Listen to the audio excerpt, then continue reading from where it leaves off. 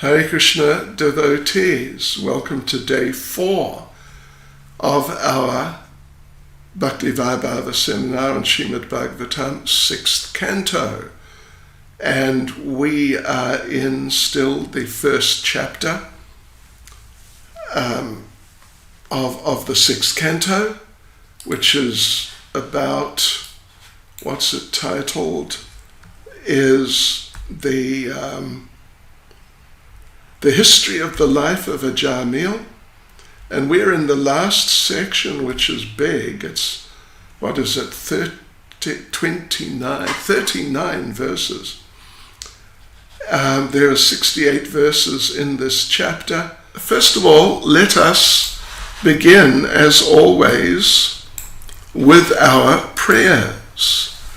Nama Om Vishnupadaya Krishna Prestaya Bhutale Srimati Bhakti Vedanta Swaminiti Namane Namaste Saraswati Deve Gauravani Pracharane Nirvishesha Shunyavadi Pastya Chadesha Tarane Sri Krishna Chaitanya Prabhu Nityananda Sri Advaita Gadadhar Shivasadi Gaura Bhakta Vrinda Hare Krishna Krishna Krishna Hare Hare Hare Rama Rama Rama Hare Hare Vanchkalpatarubhyascha Kripa Sindhubhya Eva Cha Patitanam Pavanebhyo Vaishnavebhyo Namo Namaha. And we are now going to continue on from verse 41, and this particular section is called Discussion between the Vishnu Dutas and the Yama Dutas. And it's very interesting, how the Vishnu Dutas are so astutely, transcendently, expertly challenging the Yama Dutas, and the Yama Dutas are doing their best to respond in authentic types of ways. Yeah, but their position, of course, is that they're just not as well situated as they think they are. So anyway, yes, we continue on with verse 41. The supreme cause of all causes, Narayan, is situated in his own abode in the spiritual world, but nevertheless he controls the entire cosmic manifestation according to the 3 modes of material nature, Sattva-gun, Rajagun, and Tamagun. In this way, all living entities are awarded different qualities, different names, such as Brahman, Kshatriya, and Vaishya, different duties according to the Varnashram institution, and different forms. Thus, Narayan is the cause of the entire cosmic manifestation. And like we mentioned yesterday, don't forget, this is the Yama Dutas speaking, actually. This is not the Vishnu Dutas sorting the Yama Dutas out. This is actually the Yama Dutas responding and, doing their best to represent Lord Yamaraj authoritatively. Right. So anyway, let's have the purport, have a look at the purport, Srila Prabhupada's purport.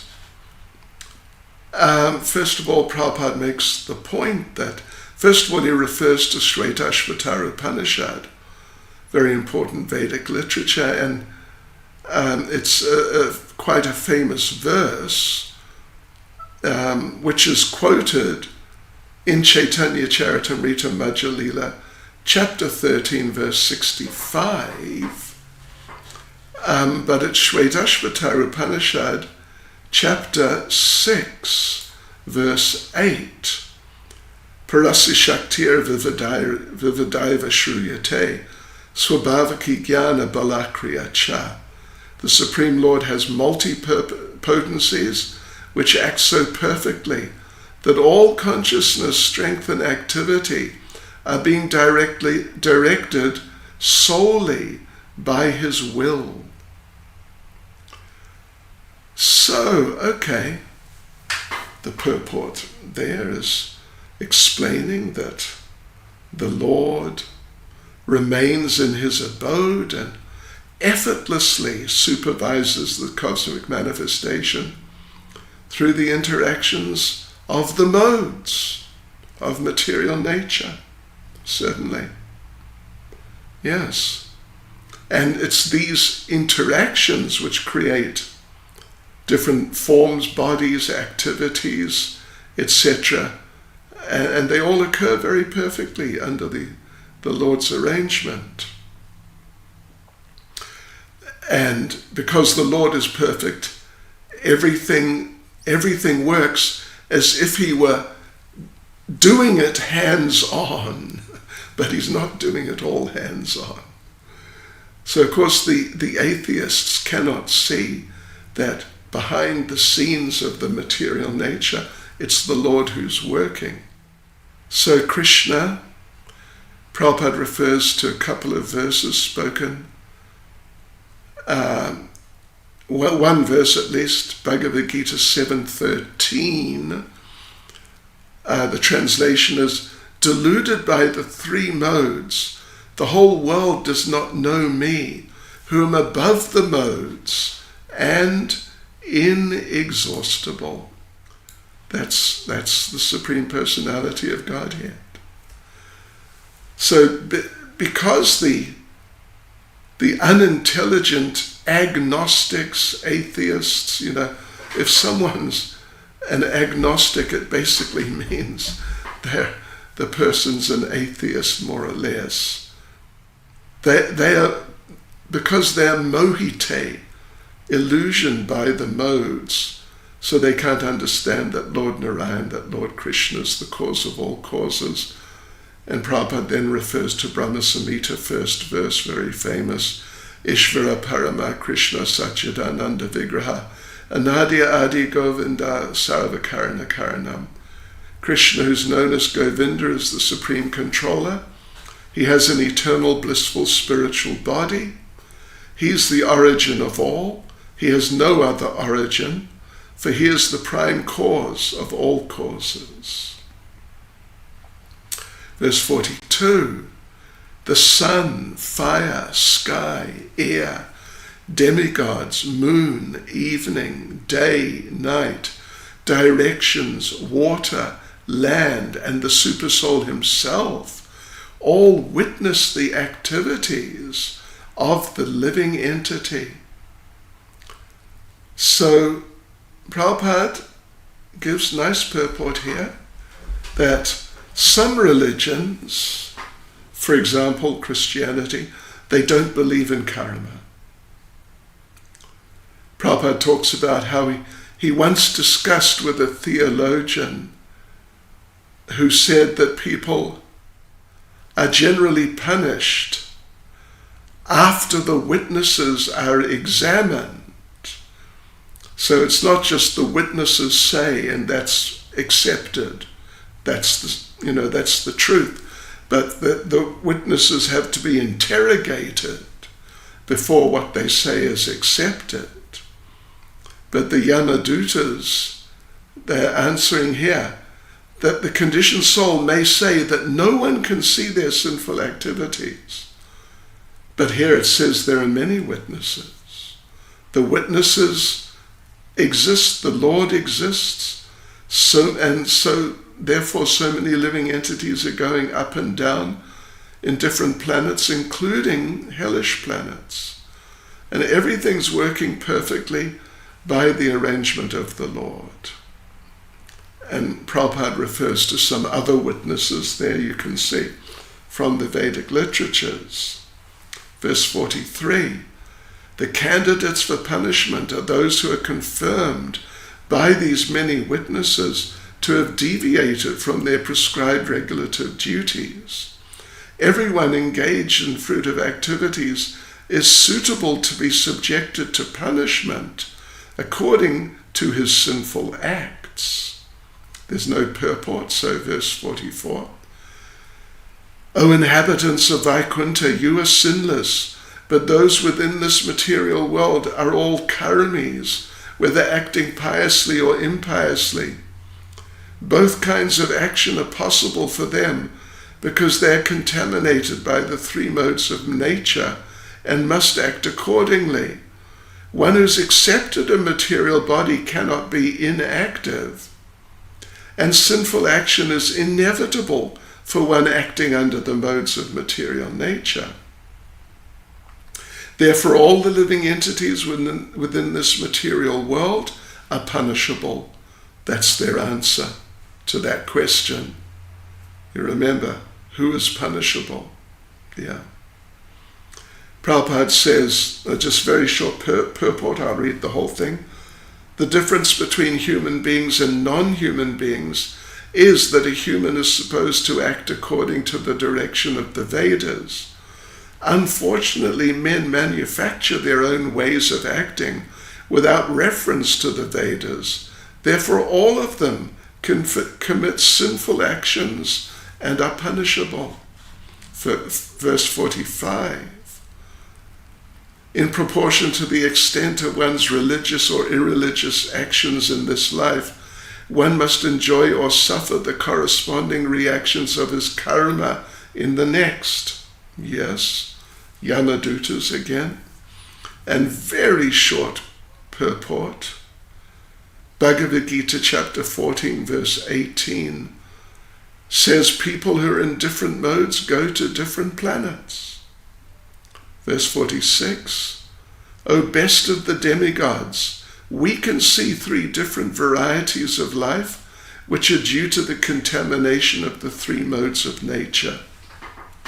The living entities are thus known as peaceful, restless, and foolish, as happy, unhappy, or in between, or as religious, irreligious, and semi-religious. We can deduce that in the next life, these three kinds of material nature will similarly act. So there's a purport here, not very big, but let's have a look. So the actions and reactions of the modes can be seen in life. We can see. Some people are happy, some are distressed, etc. These are the results of past association with the modes.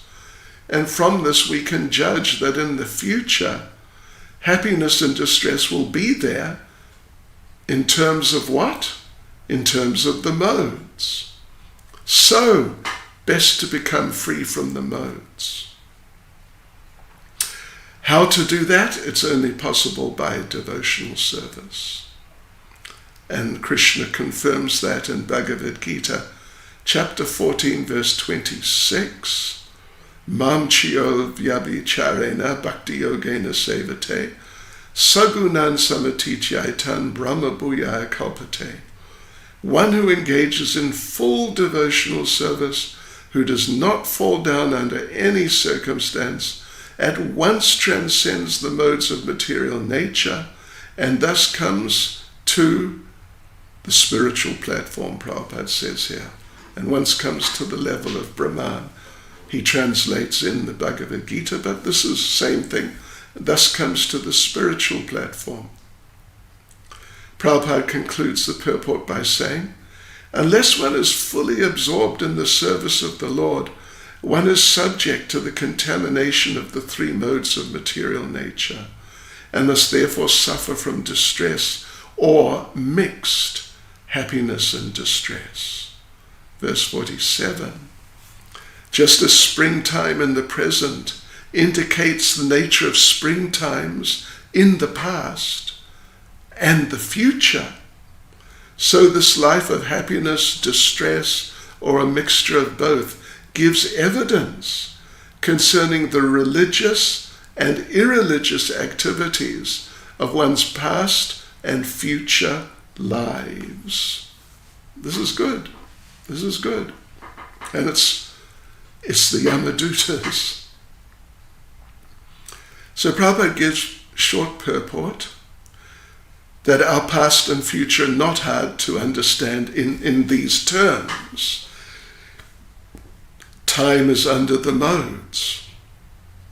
So as we know spring now, we can understand how spring will be in the future. It's not that it's going to be a completely different thing and we're going to wonder what's going on. Prabhupada concludes the purport by saying, our repetition of birth and death is taking place within time. And according to the influence of the modes of nature, we're receiving various types of bodies and being subjected to various conditions.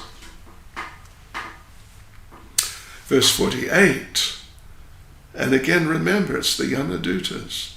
The omnipotent Yamaraj is as good as Lord Brahma, for while situated in his own abode, or in everyone's heart like the Paramatma, he mentally observes the past activities of a living entity, and thus understands how the living entity will act in future lives. So, Prabhupada makes the point, we must not consider Yamaraj to be an ordinary living entity. He is really special. He's as good as Lord Brahma. And he completely cooperates with the Supreme Personality of Godhead.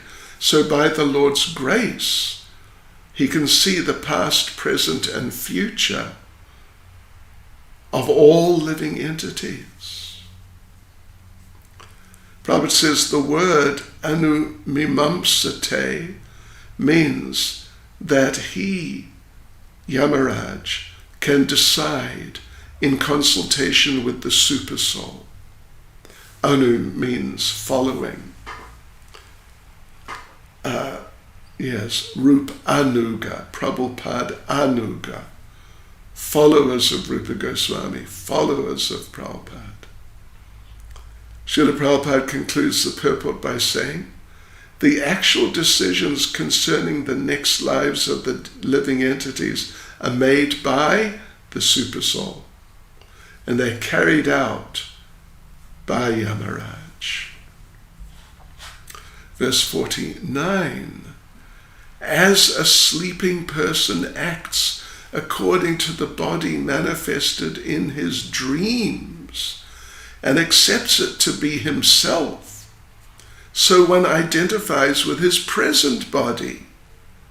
This body, not the dreaming body, which he acquired because of his past religious or irreligious actions, and is unable to know his past or future lives. So let's look at Prabhupada's purport, interesting subject. A person performs sinful activity now because he doesn't know how he got his current body. If he knew, he might well not perform the sinful activity because he would know, I made this mistake, I did this wrong thing in the past, and now see how it's affecting me. So Rishabhadev says in the Bhagavatam 5.5.4, Nunam pramata kurute vikarma. A human being who is mad after sense gratification does not hesitate to act sinfully. And he does sinful activities just for sense gratification. And so he gets another body for suffering. Second paragraph. We should know as devotees, we should really know that someone who doesn't have Vedic knowledge is always acting in ignorance of what they've done in the past and what they're doing now, and it doesn't know how he's going to suffer for that in the future.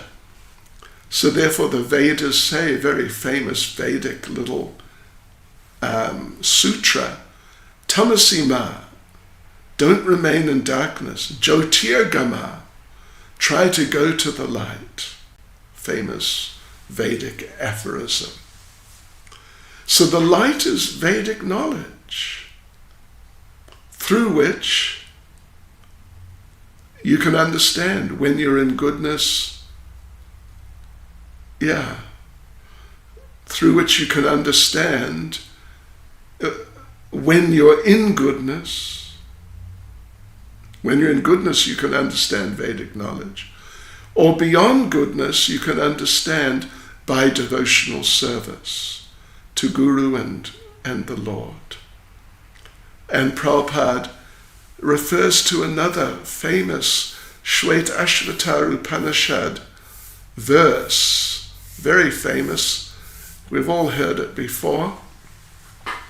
Yasya deve para bhaktir yata deve tata guru tasyaite katita hyarta prakashante mahatmana. Yes. Unto those great souls who have implicit faith in both the Lord and the spiritual master, all the imports of Vedic knowledge are automatically revealed. And the Vedas also say it's Mundakaru Upanishad 1-12, Tad Vigyanartam Sagurum Evabikach Chet, Sumit Pani Shrotriam Brahmanishtam. Anyway, just that first line, Prabhupada addresses, you have to approach a spiritual master who has full knowledge of the Vedas and be directed by him, faithfully directed. In that way you can become a devotee. Then the knowledge of the Vedas will be revealed to you. And then you won't be in ignorance any longer. So third paragraph, we've this type of thing we've come across many times in our seminar, in our Bhakti Vaibhava. We get a particular type of body because of association with certain modes. In goodness we'll become a Brahmin, and we may know past, present and future through the Vedic literatures. And we can understand, it's possible, what our past life was, how it is we're in the present body, and then what to do to get liberation and not just carry on the whole process. This is all possible in the mode of goodness. And the next paragraph, this is all going on under the Supersoul. Prabhupada refers to, a verse which says everything depends on Bhagavan, or Aja, the unborn. Why doesn't one please Bhagavan to get a better body? The answer is Agyas Tamasa, because of gross ignorance. Agya means ignorance. Tamasa means ignorance. That's really gross ignorance. So one who's in complete darkness cannot know what his past life was or what his next life will be. Simply interested in the present body. So even though a person has a human body, in ignorance he's only interested in that present body, like an animal. For sense gratification. Because the animal thinks goal of life is to eat as much as possible, engage in illicit sex life, etc., etc. And the human thinks in the same type of way in so many cases. So the humans have to be educated to understand where we're coming from, our previous lifetime, how to get a better life in the future, ultimately to go back to Godhead. And Prabhupada makes the point, there's even a book, the Bhrigu Samhita, which reveals information about your past, present and future lives through astrology. But anyway, those who just want to enjoy their senses, they have dark futures, unfortunately. So Prabhupada concludes the purport by saying, especially in this age, human society is covered by the mode of ignorance, and therefore everyone thinks his present body to be everything, without consideration of the past or future. Verse 50. Above the 5 senses of perception, the 5 working senses and the 5 objects of the senses is the mind, which is the 16th element.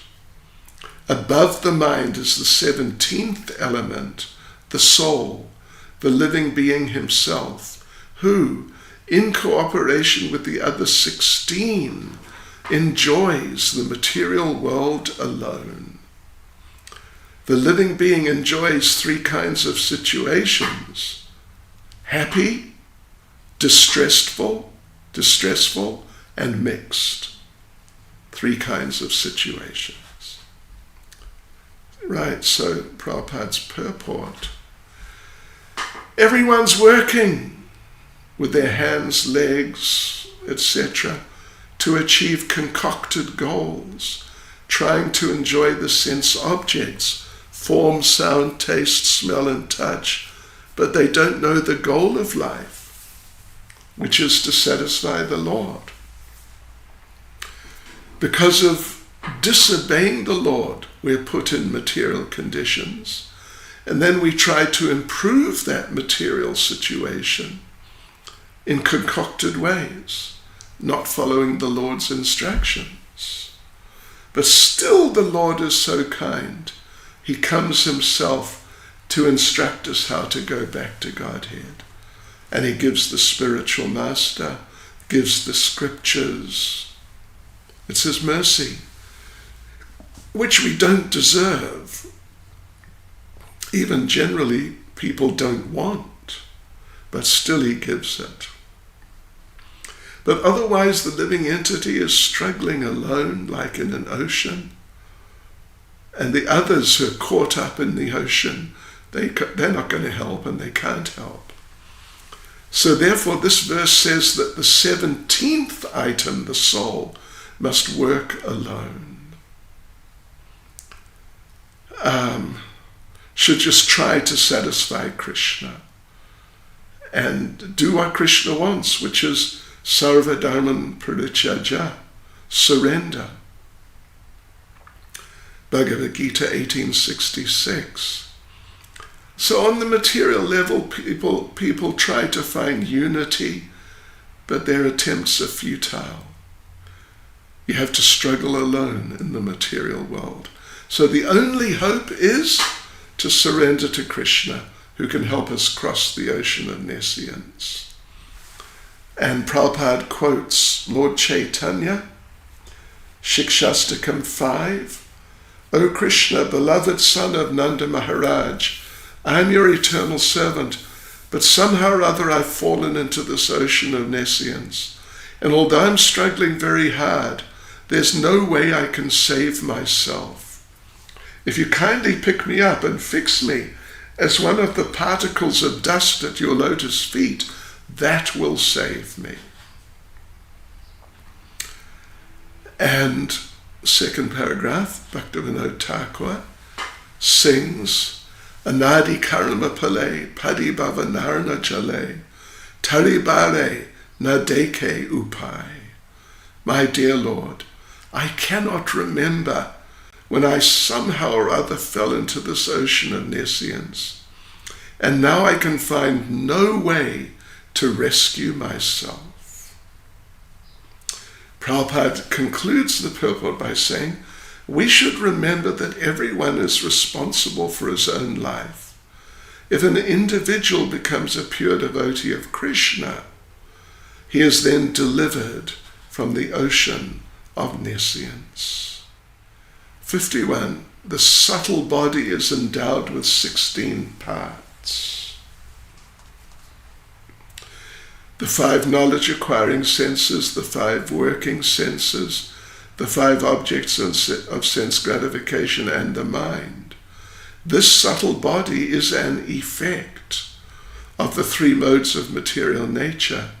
It is composed of insurmountably strong desires, and therefore it causes the living entity to transmigrate from one body to another. in human life, animal life, and life as a demigod. When the living entity gets the body of a demigod, he's certainly very jubilant. When he gets a human body, he's always in lamentation. And when he gets the body of an animal, he's always afraid. In all conditions, however, he's actually miserable. His miserable condition is called samsriti, or transmigration in material life. Oh dear. Right, okay, shortish purport, but very important. Prabhupada makes quite a statement. This verse explains the sum and substance of material life. That's a powerful statement, isn't it? The living entity, the 17th element, is struggling alone life after life. And the struggle is called samsriti, material conditional life. And Bhagavad Gita, for example, in chapter 7, verse 14, says the force of material nature is insurmountably strong. Daiviyesha gunamayi mama maya duratyaya. Yes, duratyaya. Too powerful. Yes. So the material nature harasses the living entity in different bodies. But if we surrender to Krishna, we can become free. And only if we surrender to Krishna. And Bhagavad Gita confirms this. Mameviye prapadyante mayam etam tarantite. It's also 7:14. Daiviyesha gunamayi mama maya durachya mameviye prapadyante mayam etam tarantite. That this divine energy consisting of the three modes of material nature is very difficult to overcome. But one who surrenders unto me can easily cross beyond it. And then your life becomes successful. 52. The foolish embodied living entity, inept at controlling his senses and mind, is forced to act according to the influence of the modes of material nature against his desires. He's like a silkworm that uses its own saliva to create a cocoon and then becomes trapped in it with no possibility of getting out. The living entity traps himself in a network of his own fruitive activities and then can find no way to release himself. Thus he's always bewildered and repeatedly he dies. Inept means basically like not intelligent enough, doesn't have the ability. And short paragraph, purport, let us just read the whole thing. As already explained, the influence of the modes of nature is very strong. The living entity entangled in different types of fruitive activity is like a silkworm trapped in a cocoon. Getting free is very difficult unless he is helped by the Supreme Personality of Godhead. 53. Not a single living entity can remain unengaged, even for a moment. One must act by his natural tendency according to the three modes of material nature, because this natural tendency forcibly makes him work in a particular way. So you might recognize sort of the basic idea of this verse. It's quite similar to Bhagavad Gita chapter 3 verse 5. Bhagavad Gita chapter 3 verse 5. So you can look it up and have a look and see, but you'll see that it's very similar. So Prabhupada explains that swabhavika, one's natural tendency, is the most important factor in action. So ultimately that's because we're the Lord's eternal servants. Therefore we want to serve. But because we've forgotten our relationship with him, we do all wrong types of service. Serve the government, our families, our senses, a dog, a cat. Doing socialism, humanitarianism. So we have to be enlightened by Bhagavad Gita, accept the Lord's instructions, to give up material service and serve him. That's every human being's duty, to understand first of all we're spirit soul, and then not be carried away by material influence. And Prabhupada refers twice to a song by Bhaktivinoda Thakur, which we used to sing in Berry Place regularly. We would have bhajan nights, and practically every time we'd sing this song. Radha Krishna Bolare. Anyway, Bolare Sabai, yeah. Michimaira Vase, Yacha Beshe, Kacha Habudubu Bai.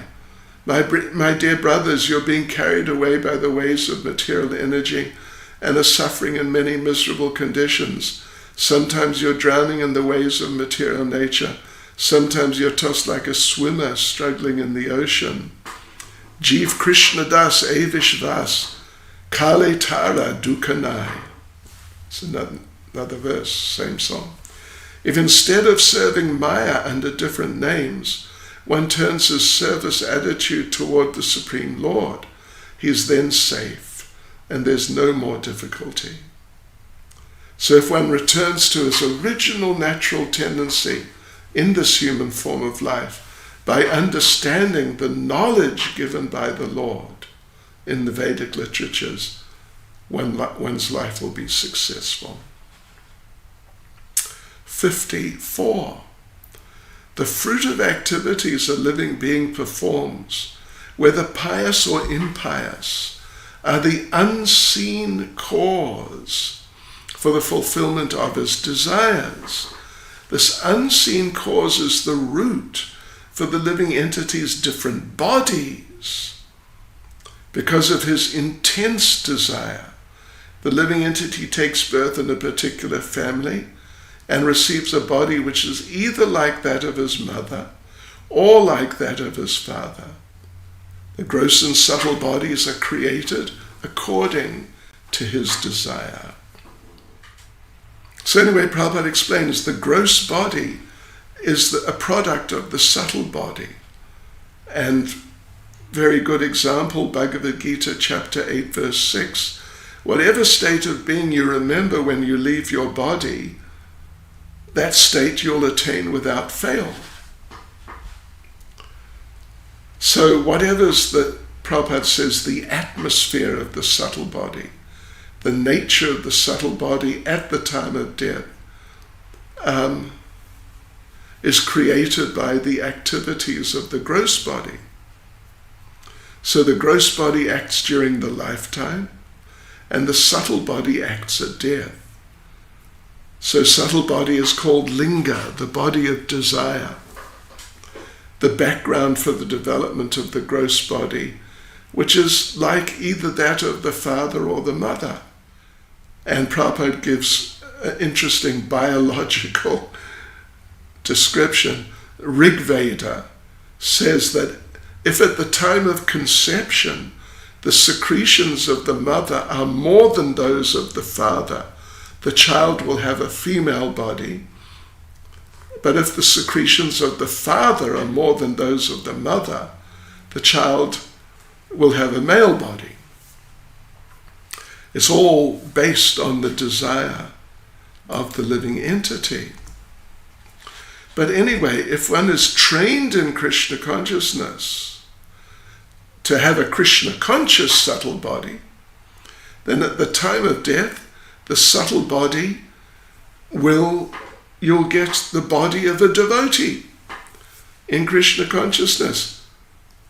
Yeah. And if you're even more perfect in the same principle, then you won't get a material body at all, but you'll get a spiritual body, go back to Godhead. So Prabhupada concludes the purport by saying, therefore, instead of trying to unite human society through pacts for sense gratification that can never be achieved, it is clearly desirable to teach people how to become Krishna conscious and return home back to Godhead. This is true now, and indeed it's true at any time. Verse 55. Since the living entity is associated with material nature, he's in an awkward position. But if in the human form of life he's taught how to associate with the Supreme Personality of Godhead or his devotee, this position can be overcome. So Prabhupada sort of chastises us at the beginning of the purport. If we think that we can continue associating with Prakriti, material nature, thinking we can enjoy it, we will continue conditioned life. So we have to change our consciousness and associate with the Supreme Purusha, Supreme Lord, or his associates, the devotees. And then we can get out of the entanglement of material nature. And Prabhupada refers to Bhagavad Gita chapter 4 verse 9, which he refers to quite fairly regularly. We have to understand Krishna, his form, name, activities, etc., and then we'll be with him always. Then when we leave this gross body, we will not get another one, but a spiritual body to go back to Godhead.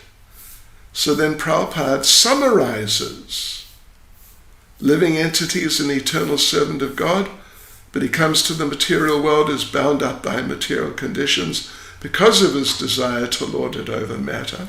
But then liberation means to give up that false consciousness and revive our original service, our position as servants of the Lord. So this return to one's original life is called mukti, as confirmed in Srimad Bhagavatam 2.10.61. 2.10.6, excuse me.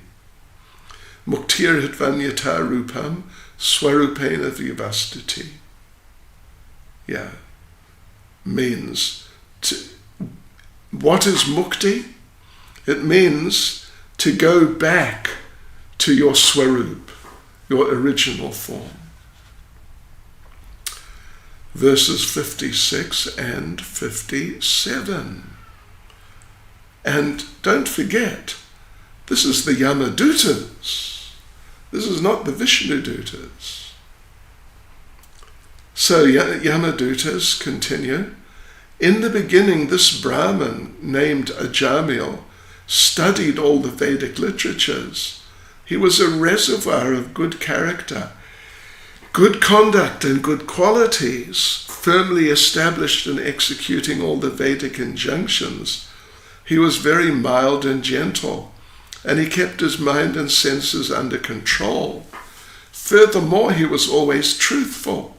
He knew how to chant the Vedic mantras, and he was also very pure. Ajamil was very respectful to his spiritual master, to the fire god guests, and the elderly members of his household.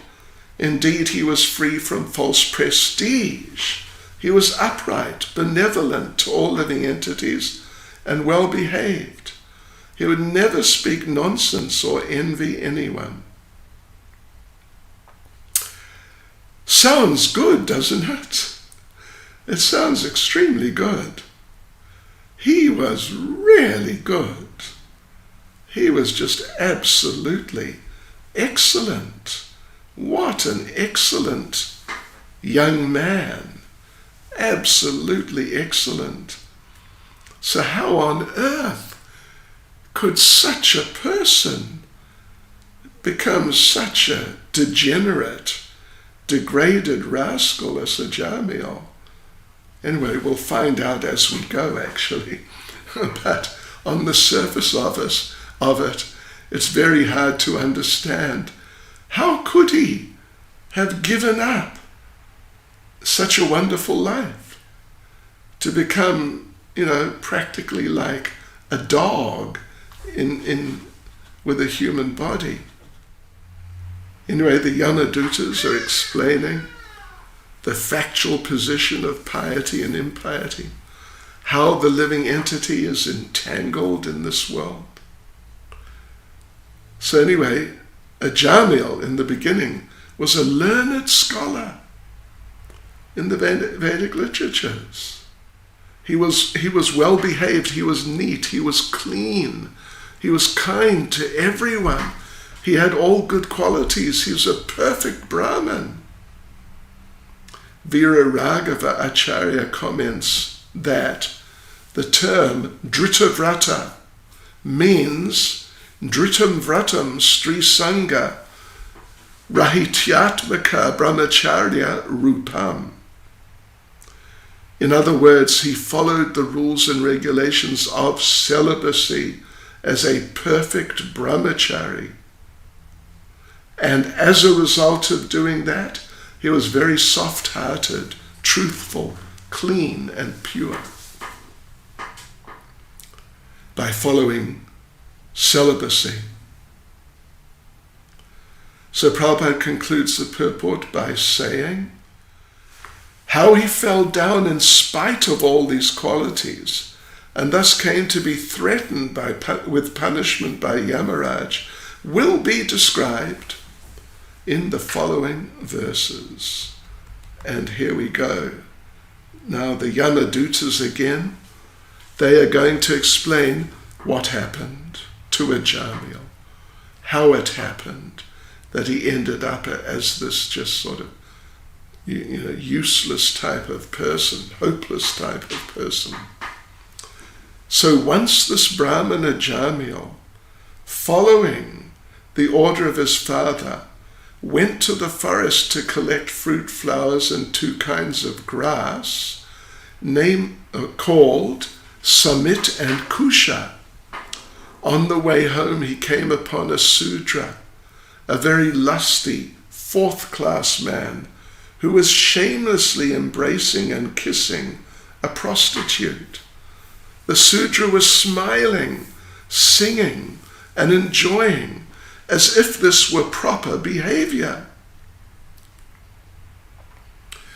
Both the Sudra and the prostitute were drunk.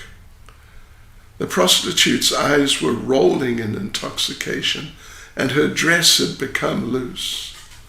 Such was the condition in which Ajamil saw them. Wow, that's heavy, isn't that heavy? Gee. So this is the description of the situation, what happened to Ajamil. In previous ages, like at the time of Ajamil, drunkenness sometimes was there, but not frequently. But now, it's everywhere. Now it's everywhere. It's crazy. It's just crazy. So long ago, when Ajamil saw this drunken Sudra with the prostitute, he was affected. So we have to consider the situation now for brahmacharis. If a brahmachari sees such behavior, it'll be difficult to remain steady. So therefore the brahmachari has to be very strong in following regulative principles. And so if we take to Krishna consciousness strongly, we'll be able to be strong in following regulative principles and withstand the provocation of sin. So in Kali Yuga this is all common in the Western world and becoming more common in India even. And for a person, young man or just anyone, to restrain themselves after seeing this, it's difficult. But Prabhupada makes the point, if by the grace of Krishna we follow the regulative principles and chant Hare Krishna, Krishna will help us. Because, and he goes on to say that his devotee, Krishna says, my devotee is never vanquished. That's Bhagavad Gita, chapter 9, verse 31. So Srila Prabhupada concludes the purport by saying, therefore all the disciples practicing Krishna consciousness should obediently follow the regulative principles and remain fixed in chanting the holy name of the Lord. Then there need be no fear. Otherwise one's position is very dangerous, especially in this Kali Yuga. Verse 61. The Sudra, his arm decorated with turmeric powder, was embracing the prostitute. When Ajamil saw her, the dormant lusty desires in his heart awakened, and in illusion he fell under their control. Short purport, I'll just read the whole thing. Prabhupada says, it is said that if one's body is smeared with turmeric, it attracts the lusty desires of the opposite sex. The word kama liptena indicates that the Sudra was decorated with turmeric smeared on his body. 62. As far as possible, he patiently tried, Ajamil patiently tried to remember the instructions of the Shastras to not even see a woman. With the help of this knowledge and his intellect, he tried to control his lusty desires. But because of the force of Cupid within his heart, he failed to control his mind. So Prabhupada makes the point, unless one is very strong in knowledge, patience, and proper bodily, mental, and intellectual behavior, controlling one's lusty desires is extremely difficult.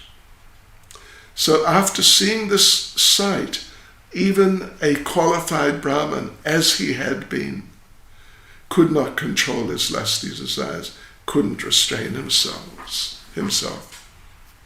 So Prabhupada concludes the purport by saying, because of the force of materialistic life, to maintain self-control is extremely difficult unless one is specifically under the protection of the Supreme Personality of Godhead through devotional service. And on we go, devotees. You know, we've only got 6 or 7 minutes left, but we got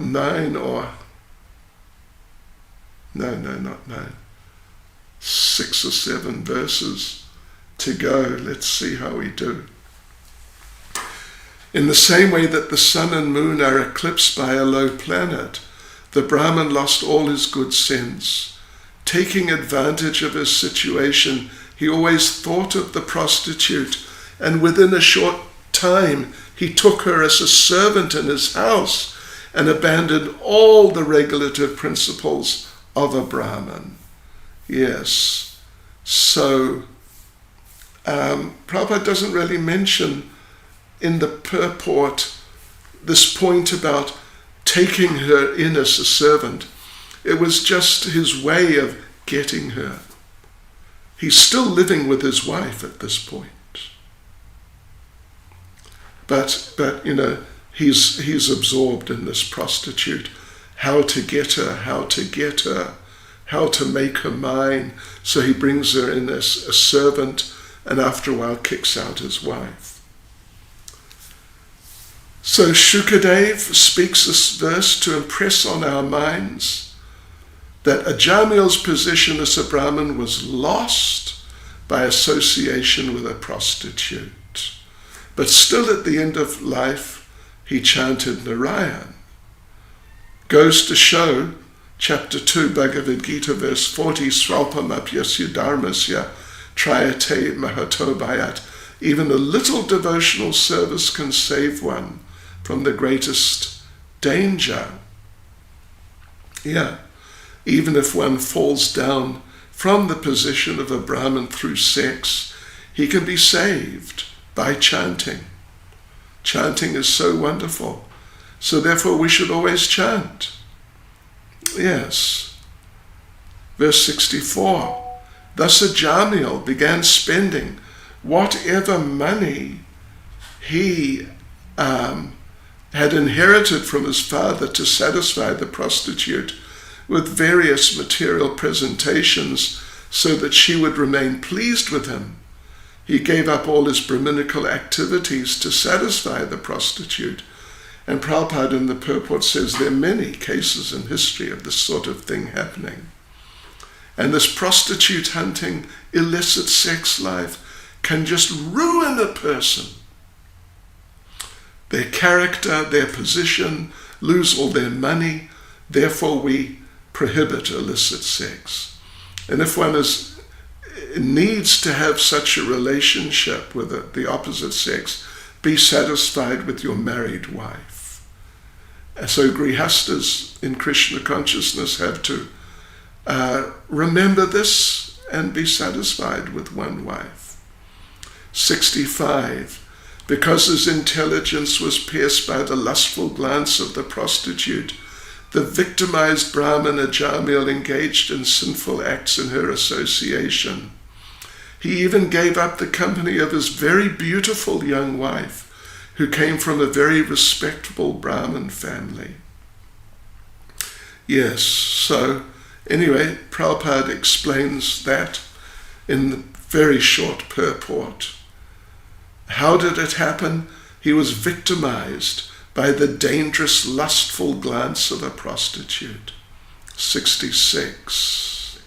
Although born of a Brahmin family, this rascal, and again, this is the Yamadutas, this rascal bereft of intelligence because of the prostitute's association, earned money somehow or other, regardless of whether properly or improperly, and used it to maintain the prostitute's sons and daughters.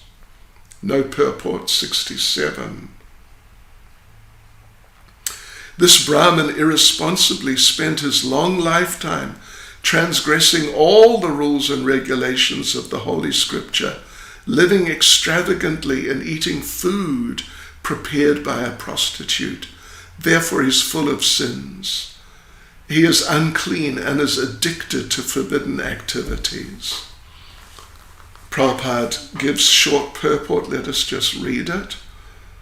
Food prepared by an unclean, sinful man or woman, especially a prostitute, is extremely infectious. Ajamil ate such food, and therefore he was subject to be punished by Yamaraj. I remember when we first joined in Berry Place, 1973, January, we would only eat food offered to the deities, cooked by Brahmins, second initiated devotees. Verse 68, this man, Ajamil, did not undergo atonement. Therefore, because of his sinful life, we must take him into the presence of Yamaraj for punishment. There, according to the extent of his sinful acts, he'll be punished and thus purified. Just one interesting little point, by the way.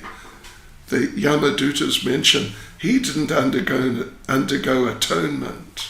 Yeah. So now we're going to take him to, now it's like it's the proper thing to do, that he's taken to Yamaraj and then punished and purified through that. That will take sort of the form of atonement.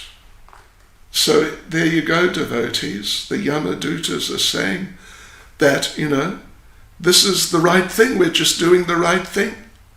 He has to go to Yamaraj. How could it be any other way? It couldn't be any other way.